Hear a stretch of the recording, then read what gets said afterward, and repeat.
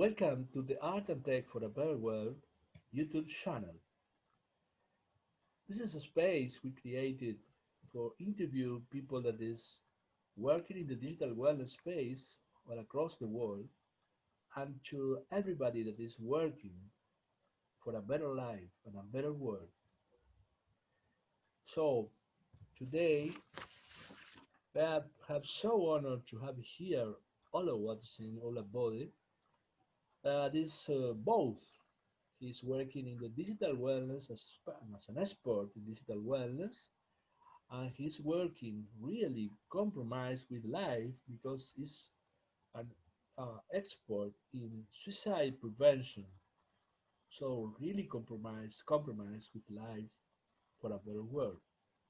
And I think that uh, protect life is a goal and a really great purpose of all times, but in these days of COVID days, I think that this became a critical thing. I am so happy and honored that I have here a person really compromised with life. Welcome, all to see. And before beginning, Thank you. Thank you so much for having me. so happy to having you. Um, First, we begin our dialogue. I want to formally present his work, saying that all what is seen is a wealth of positive energy, is a TED speaker and digital wellness educator. He's the founder of Doing Healthy Africa, a digital wellness consultancy and advocacy platform that raises internet users to have the stamina and technical know-how to thrive in a fast-rising digital era. He's also the founder of Strengthening Society Today Foundation, a nonprofit providing intervention in the areas of suicide prevention, youth character development, and guidance and counseling by connecting those that need help with those that can help.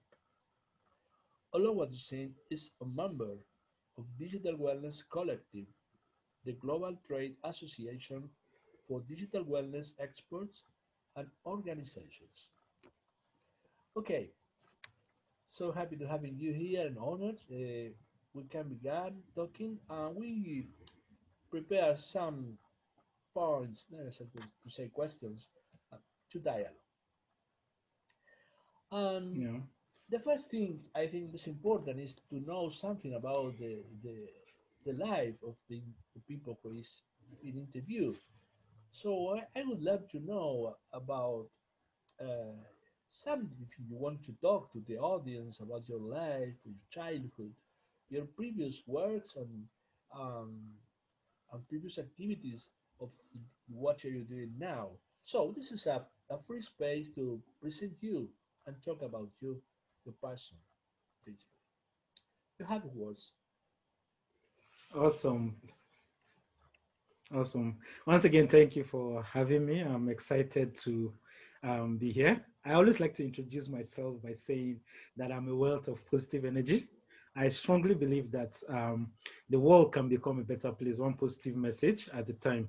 My vision has always been to raise a generation of young people that will be able to impact the world with a positive outlook. And I do this by helping them realize and utilize the positive energies within them towards living and leading a transformative life. One of the things I realized very early is that if anybody is going to live a transformative life, the person needs to first of all be alive. So that led me into my suicide prevention activities. Another reason why I was passionate about suicide prevention was because I'm a graduate of biochemistry, even though I haven't done anything in the line of biochemistry. One of the reasons being it wasn't something that I was passionate about, but there wasn't a proper structure in place at that point in time. So even though I had the opportunity to redo or go to a different department, I was calculating a lot of factors that in retrospect now didn't really matter, but mattered then. So I came up with the idea of setting up a platform which is called Strengthening Society Today Foundation.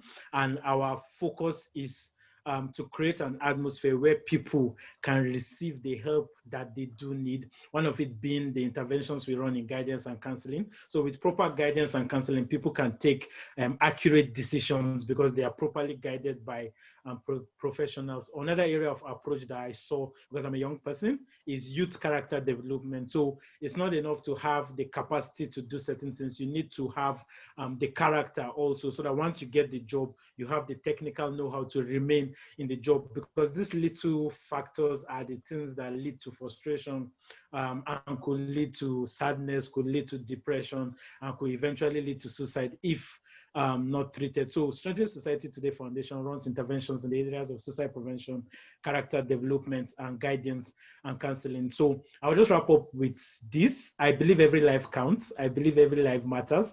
And this fuels everything that I do. Okay, very clear. Thank you very much.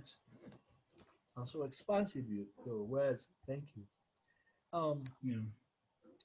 What you think about what situations, conditions make it possible that a person uh, arrive to a critical situation that makes him to or her to think about suicide? I think it's very important to note that nobody wants to die. Everybody just wants the pain to go away.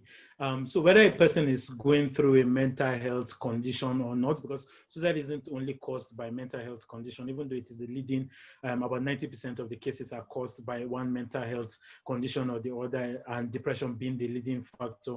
So whether or not a person has a mental health condition, the general idea is that the person wants the pain to go away. At that point, at the point of suicide, the person sees everything as hopeless. The person doesn't see any form of hope. And while this might be true in their reality, because this is what the person is currently going through, one of the things we've realized through research and practice is that that is not the only story. So while on one side of the narrative, there isn't help, there isn't hope, on the second side of the narrative, there's help and there's hope. So the context of suicide prevention is bringing that person from a place of hopelessness and helplessness to a place of hope and to a place of help. So if it is possible to get help, then one of the things we've come to realize is that people at the point of suicide are just looking for the best option out of their problem. So if they can get, or if we can create an ecosystem that shows them a better option than suicide, then a majority of them, a very large percentage of them, won't think of suicide as the last result. But for them, suicide is not necessarily an escape route. They just want the pain to go away. They want to feel better. And that seems like a doable option. I have a concept of an ecosystem of prevention. Um, when I was talking about how can define suicide prevention, I think that is related to this ecosystem. I would love to you if you can explain us more about this ecosystem. Awesome. So the definition of suicide is the intentional act or the deliberate act to want to take your life. And the context of suicide prevention is the process by which we reduce the potentials for this self-destructive behavior. So any strategy or action that is taken to ensure that someone doesn't end his or her life can be classified as a suicide prevention initiative. Talking about an ecosystem for suicide prevention is creating an enabling environment for people to thrive, not minding whatever condition that it is that they are in. One of the things we've realized with a lot of people that are going through challenges is they will rather keep silent than speak up. And one of the reasons is because we as a society haven't created a supportive culture such that if a person speaks up, we can direct them to the right path. There's so much judgment, there's so much stigmatization to people that speak up. Seeking help seems like it's become a very big challenge, because people think that once you are having a mental health challenge or condition, then it means that you are crazy, and nobody wants to feel crazy. So people will rather keep quiet than seek help and then die in silence. So it's extremely important that we create an environment, both as individuals, as a collective group, in our place of works, in our family, wherever we find ourselves. It's important that we create that ecosystem, call it a safe space for people that are going through issues to be able to speak up. If we are more empathetic, people will speak up more. And since we realize that suicide is preventable and help is available, it means that once people are going through challenges, we can either direct them or refer them to the appropriate help. So that is the context with which we talk about an ecosystem for suicide prevention. Okay, I want to highlight what you're saying about everybody wants to live. I really love to highlight this. So, can we say that this suicide is not the expected situation for nobody, no, for no person? So, thank you very much for this strong concept to share. Okay, can you come again? I didn't get the last statement you made. Oh, okay. This I am very impressed and shocked about your statement when you say that everybody wants to live. Originally, everybody wants to live, and this is I love this concept. I want to highlight. Um, we are saying in other words that suicide is not the expected for nobody, and not the expected, and not the situation, a naturally situation for a human being. This is right. So thank you very Yeah, much. yeah. Yeah. Yeah. One of the things we've realized in interactions with people with lived experience is at the point of no return. So the context of no return is if a person decides that they want to take their life, they want to die by suicide, and then they decide the methodology with which they are going to use, and then they initiate that methodology. At that point of no return, what we've realized from those that have survived those encounters is that at the point where they couldn't take it back, they realized that it wasn't the best option. So that goes to further explain that suicide isn't necessarily the intention of the individual taking that action. The person just is going through a lot and wants to feel better, wants to leave the pain. So in the absence of treatment, in the absence of hope in their context now, in the absence of help, the person resorts to suicide. But that is not the option. The reason why we can confidently say that suicide is preventable is because if you create outlets for the prevention to happen, you see that people do get better. So suicide is not what people want.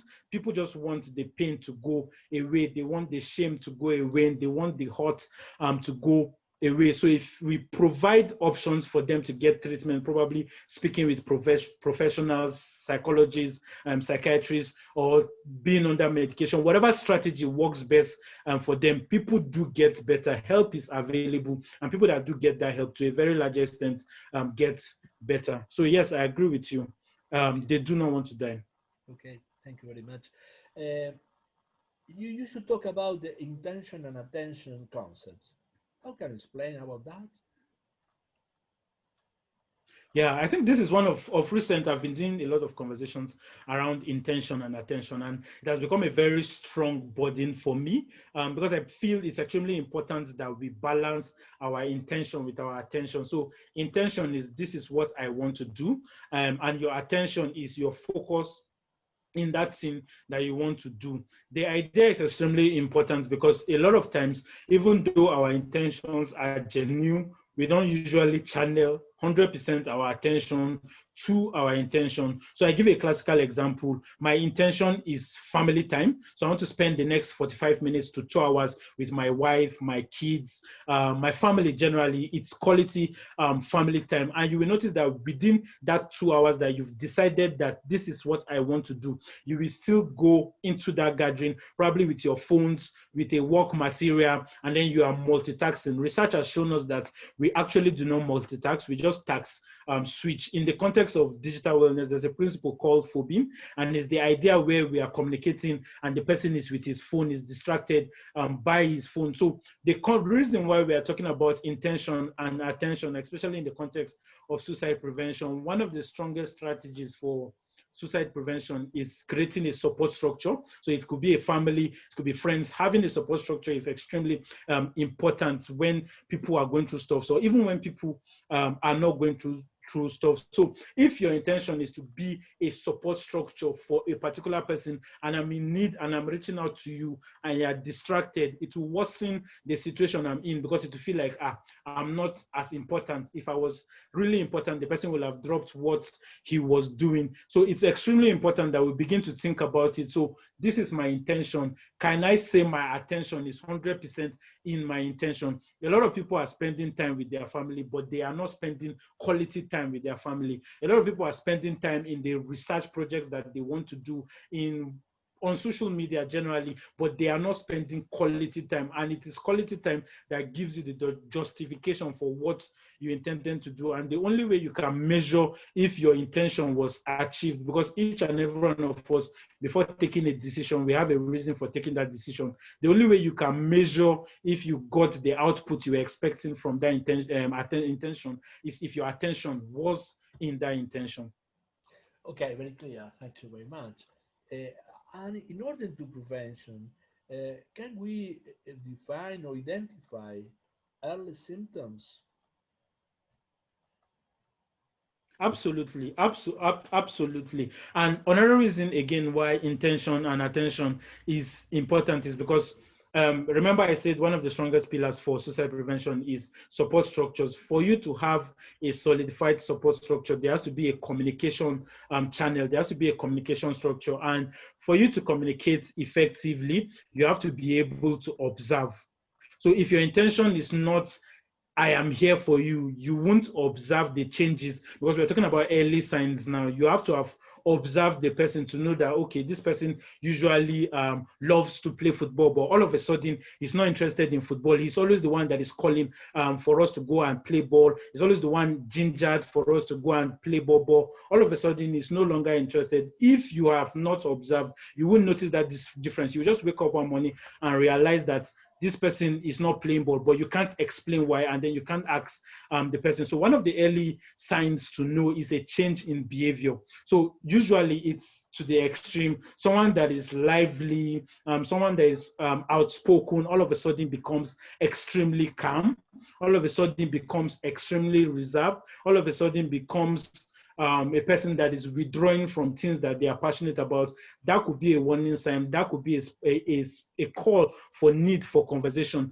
with that particular person. When a person also begins to feel a sense of helplessness, a sense of hopelessness, you're interacting with this person, your co-worker, your family member, and you notice the tone of the person's conversation always seems helpless, always seems hopeless. It could be that that is an early indication that something might be wrong. A self-harm behavior or conversation also is an early sign. Remember, we said suicide is the deliberate act of wanting to take your life. So it's the deliberate act of putting yourself in harm's way. So when you see someone deliberately trying to put himself in harm's way, driving recklessly, doing things that could end up taking the person's life, that could be an early indication. Also, conversation, when someone begins to talk, especially from the context of hopelessness and helplessness, when the person begins to talk about death, talk about how dying would be a better option, he has nothing to live for, she has nothing to live for, that could be an early indicator also that something is wrong and there needs to be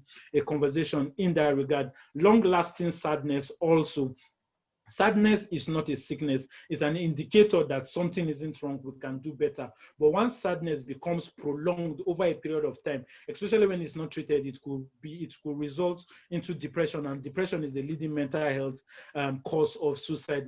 Depression is an illness. So when you begin to notice that someone is having a prolonged sadness, that can lead to this depression. It's also an early indication. And then another thing is observation of how people respond to unexpected situations and trauma. So if a person loses someone and then after that period of extreme sadness, the person is withdrawing, or you're beginning to notice these factors, some of these factors that have I've mentioned, especially at traumatic events, somebody loses their job, they have a family to take care of, and they are thinking, where do I provide food for my children in that context? Once you begin to notice that the person is overthinking, the person is becoming extremely sad, which could again lead to depression. The person is withdrawing. It seems everything seems hopeless. Everything seems helpless. That could be an indication that something might be wrong and a need for conversation. So those are just some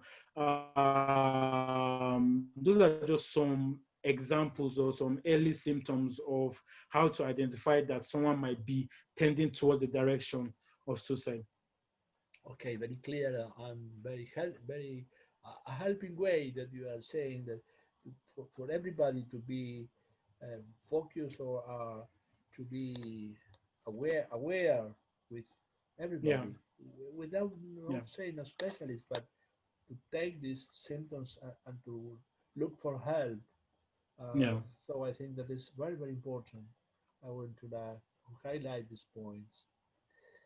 Uh, you as a digital wellness expert, what can you say about what is the supports that give us a digital wellness for preventing suicide? Mm. It's important to, I think one of the first things is important to realize is that we are now a merge of the physical and the digital world. So some years ago, let's say like 20, 30 years ago, there were a couple of things that you could do without the use of technology. But in this dispensation that we're in now, there's hardly anything that you want to do that doesn't require one form of technology or the other. And we know that wellness is a state of optimal health. So if you're going to talk about complete and holistic health, you have to begin to talk about digital wellness, the idea of building balance between our offline lives and our online lives. Under the suicide, universal suicide prevention strategy, it gives a direct concept to suicide prevention and an indirect concept to suicide prevention. The direct concept to suicide prevention is removal to means. So if somebody is at this state of suicidal thoughts, ideation, and there are things that probably the person has previously attempted with, or there are things that the person could attempt with. Direct approach requires you to remove those access to means. It could be a gun, whatever the case might be, removing those access from the person. The indirect approach talks about educational campaign, and this is where digital wellness comes in. Absolutely understanding that technology was created to make life better, understanding that technology was made to make life easier for us, is extremely crucial to note, because once technology stops to do that, then it means that there's a problem. And you must remember that digital wellness, again, is talking about that balance between our online lives and our offline lives. So the concept of digital wellness comes in from that perspective, looking at technology. How can we optimize the positives of technology while letting go of or creating, tackling platforms, coping mechanisms for people to be able to withstand the negative effects of technology, because we are now a merge of the physical and the digital world. A lot, especially for the younger people, a lot of their day, a lot of their time is spent within the digital space. Take social media, for instance. The concept of digital wellness is saying that you should be able to build a template such that no matter what happens within the social media space, you have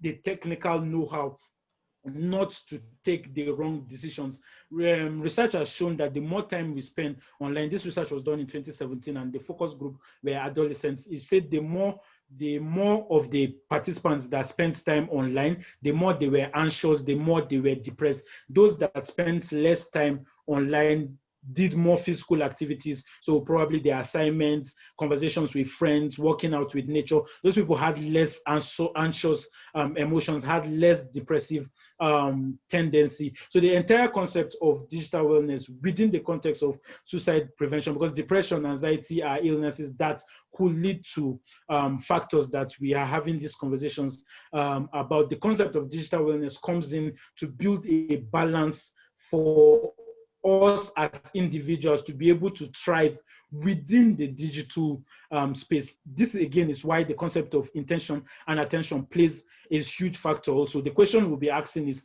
why am I on social media, for instance? Now, what do I stand to achieve from being on social media? You'll be able to create your template in that way. as against someone that doesn't have an intention from being online, then anything goes. Every value structure goes, every statement goes, and for such people, the the tendencies for frustration is higher compared to the person that is extremely intentional about his digital time. Once we're able to build this balance, again, digital wellness, it still goes back to wellness, we're able to build optimal health. The healthier you are, the less the tendency for you to attempt suicide or die by suicide. Okay, very clear. And you are talking about adolescents, and so I would be so interested in talk about what you think about uh, what happens with the identity, the strong or weak identity, and even the multiple identities using of teenagers in media, in social media. What works this with depression, with anxiety, and the risks we can avoid for preventing suicide? Okay. I would like to. I always, when it comes to social media, strong ties, weak ties, I always like to use the concept of. Excuse me. I always like to use the context of quality over quantity.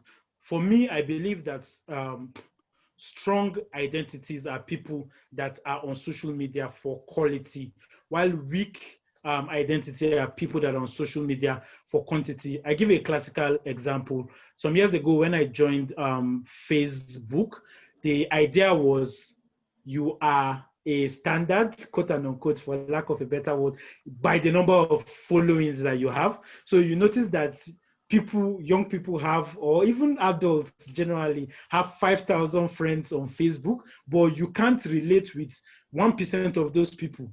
Facebook is so unique in such a way that the names of all your friends are on their page, on their walls, and you are friends with 5,000 people. You can't name 1% of those 5,000 people. That is a classical example of quantity. The goal for you is just a lot of people. Social media is supposed to be a platform for social connections. For instance, you're supposed to be able to create an ecosystem for bonding. If your ultimate goal is quantity, you won't create that ecosystem. You won't create that atmosphere for bonding. You won't create that atmosphere for support structures. You won't create that atmosphere for social connection. And that's why you realize that for a certain group of people, research has shown that the more time they are online, the more lonelier they are. While another research is showing that for some people, being on social media is taking away their loneliness. So it really matters what your intention is in getting into social media. The concept of quality is that you are intentional about your online presence. So you have a value structure. You know what you hope to achieve within those space. Whereas quantity is just, you don't have filters, you don't have core values. So you put yourself in positions where your mental health can be affected. If your core value, for instance, is integrity, then on social media, no matter what the platform or the group or whoever owns the platform is, if that social media group does not have integrity, you will not join that group because you know it will affect your mental health and well-being. But you have to first of all have had that core value in place before getting into social media. That is one of the reasons why, again, it's extremely important that you are on social media for quality and not for quantity. Quality gives you a backdrop, it gives you a buffer to return to. So if somebody's conversation, if a platform's narrative becomes abusive, if it becomes against your value structure, if it comes against your principles, you easily leave those groups. But if the focus for you is quantity and you don't want your friends to look down on you because you have less following than them, if you are in a platform that is abusive to you, that doesn't align with your future goals, you will still remain in that group even though it is affecting your mental health and your well-being, because for you the ultimate goal is the more people I have, the more likes I'm able to build, the more likes I have, the more bragging rights I have. But it's extremely important that we define our identity from who we are and not from what people say we are, which is what we are seeing with weak ties on social media. We are waiting for people to tell us, give us approval. We are waiting for people to give us a stamp of confirmation before we build our own happiness. So if you make a post on social media and your friends don't like it, and probably that day you felt beautiful, you felt you were looking good, you begin to feel bad because is it that other people don't think I'm looking good? Is it that other people don't think I am beautiful enough? But if you have that understanding of already who you are, then whether the likes come in, first of all, you are not posting for likes. It's your page. You just felt good about yourself, and then you wanted to share it with your audience. If you now do that posting and the likes don't reach your friends, like, it won't affect your mental health because you know what you posted it for. So I think for me, the key difference between a strong and a weak social media identity is that concept of quality over quantity. One goes for quality, one goes for quantity. Okay, so clear that you answer another question that I was thinking to do it. So if you let me, I will put a new question that let me about your words, and it is about the relationship about the self-esteem in social media and the prevention. Is it clear? Okay. Can you come again with the question? Yes, the question is, uh, what do you find a relationship between um, the self-esteem of people in social Okay. media and Yeah. the risks or to go into a risk point related to suicide?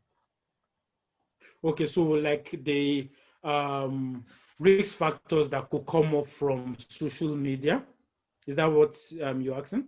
Yes, but we focus on self-esteem, especially in Okay, self-esteem. self. How works Okay, social awesome. media with self-esteem, or how could work social media influencing our self-esteem, especially in teenagers, kids?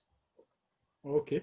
I think one of the strong things that is important for us to know, the previous question talked about weak and strong identity. We must understand that identity is the sum total of who we are, so ourselves, the sum total of everything that we are about, our visions, our missions, our core value, the sum total of what we are passionate about, why we live, why we breathe, forms our identity. And identity isn't created, it is discovered, and we keep discovering it as we grow. It's a continuous process. You will notice from movies, if a person probably wants to escape a certain situation, they will say the person wants a new identity. It is because for who you are, you cannot create an identity. Anytime you create it, it means it's a new identity. What we do is over time we evolve and we discover our identity. This is important because when getting into social media, especially for young people, we do not transfer our identity, who we are as a person,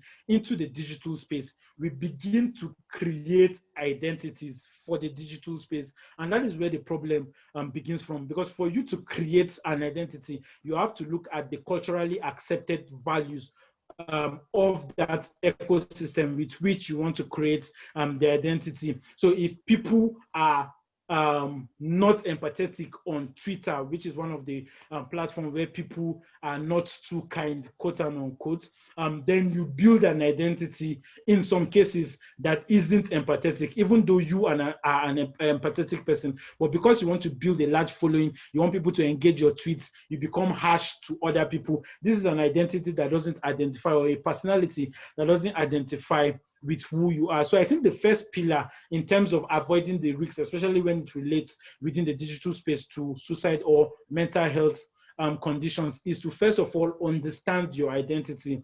Every school for young people, every school has a mission statement, a vision statement, and core values. They are guided by those principles. Every institution and organizations, they have their mission statement, their vision statement, and their core values, and they are guided about those principles. If we as individuals begin to have those identity structures, our mission, our vision, and core values for why we are within the digital space, it gives us a buffer, it gives us a support structure to fall on, and that guides us in the decisions that we make. One of the risk factors for social media, for instance, is content, and then the creators of those contents. There's a lot of bullying that happens within the digital space. if you've built your identity, for instance, and one of your core values doesn't agree with bullying, you either, if you have the opportunity to report that platform that is bullying you, if you do not have the opportunity to report, you leave the platform. But if you do not already have that buffer, you will remain within these platforms. We must remember that we are the ones that create our social media platforms. So we are the ones that created our Facebook accounts. We're the ones that created our Instagram accounts. It means that we can deactivate it at any point in time. It means that we can block people at any point in time, as long as the reasons are justifiable and they align with our visions, and they align with our missions, and they align with our core values. People create contents that are not empathetic. I remember the classical example in Nigeria. One of the celebrities posted on social media, it was on Twitter, that I think he's going through challenges, and then people should just pray for him generally. And the comments were like, even you a celebrity, you have money, you can't be depressed. The comments were like, okay, before you kill yourself, give us money that you have, because if you die now, who will inherit the money? And you will now see classical, this person did not at the end of the day die by suicide. He did not attempt suicide, but in the context with which someone had attempted suicide, and then it was posted on social media, you begin to see people come, but you should have spoken about it. Life is not that hard. So people are not empathetic when people are alive, but they are very sympathetic when people die. So if you already have an identity structure, it helps you build a template that is empathetic towards others, that doesn't allow access to bullying, or that removes you or reports people that are bullied on social media. For instance, another classical example is the addictive nature of social media. A lot of young people are beginning to use social media and the digital space generally as a platform for escapism. So you are going through challenges, or you don't want to talk with family, you don't want to handle the issue, social media is there. There are lots of things that you can do within the digital space. And then because these platforms are designed without cues to tell you that this is the time to stop, this is the time to take a break, you just find out that people are becoming more addictive to their digital devices, more addictive to their digital spaces. And it's important to realize that if you are going through frustrations and social media or the digital space seems to be comforting, everybody wants comfort, everybody wants to feel good, you will spend more time on the things that are giving you comfort, how be it that they could have long-term effects on you. So it's extremely important in the context of self that we understand who we are, that we know who we are, and then we are able to navigate into the digital space.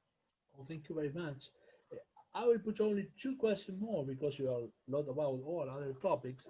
And the first one is, if you feel or you think there is a relation in between racism and the risk or situation of suicide. And the other one is, what do you think about the COVID times, if it is having a influencing over these topics? Yes, yes to both questions. I'll talk a bit about racism first. One of the things that we've realized is that marginalized groups are more prone to suicide than the average groups, or than other groups that are not, excuse me, that are not marginalized. And the reason is because marginalized groups are not accepted, and once you are not accepted, you don't feel valued, you don't feel your self-worth, you don't feel you don't feel good, you don't feel the way you are supposed to feel. So there are higher tendencies for you to become extremely sad, which could lead to depression. There are higher tendencies for you to make wrong decisions in those contexts. It's also important that it is a bit harder for marginalized groups to get support structures. And support structures is extremely important for you to be able to get help. So if I am not able to get help because I am not accepted, which is the context of racism. Racism is saying that you are below me, you are beneath me, and so you shouldn't have access to the opportunities that I'm having.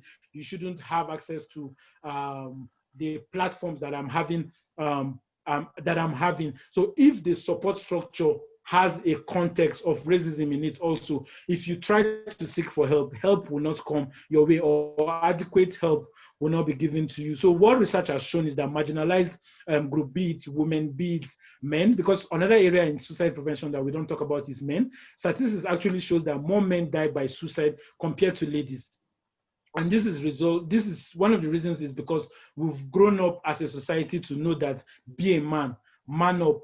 Men are not supposed to have emotions. Men are not supposed to show emotions. So it is, men are in a way marginalized also in the context of emotions, because if a man tries to speak up, do we already now have a society ready to listen to that man, or will we make fun of him, or will we judge him? So what research has shown is that the more marginalized a group is, racism fits into that context, the higher they are prone to die by suicide. And then the context of COVID is extremely important. We are grateful that things are getting better, but we still have a long way to go. The cure hasn't been found, and then not everybody has stabilized yet. But the context with which, and these are social factors that could also lead to suicide. Not all cases will lead to, but some cases, if not properly guided and treated, could lead to. A lot of people have lost their jobs, they've lost family members.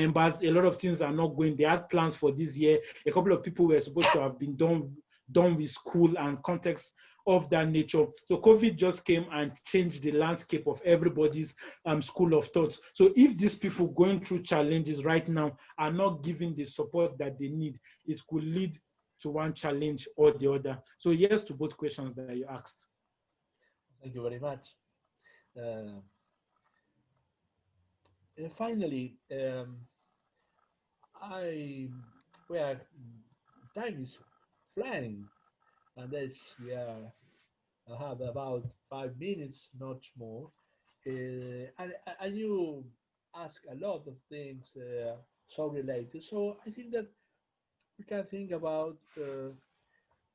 I would like to finish this so nourishing conversation with you by asking you to leave the audience all across the world your today's message. What do you want to say to the world today?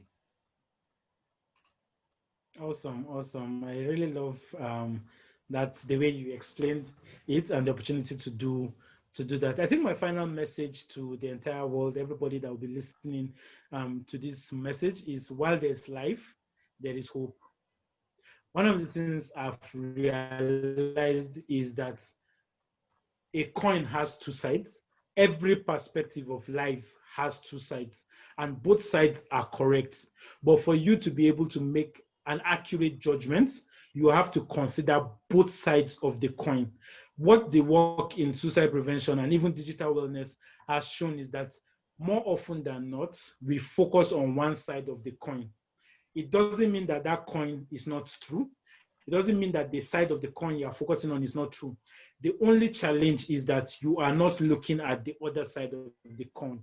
There are templates, there are structures, there are platforms. Conversations like this, that is hosted by this amazing platform, is such platforms that provide access to information, that provide access to help. My final word is, while there's life, there is hope. You might be in a condition right now that it seems like it is not true, there is no hope. There is another side to the coin.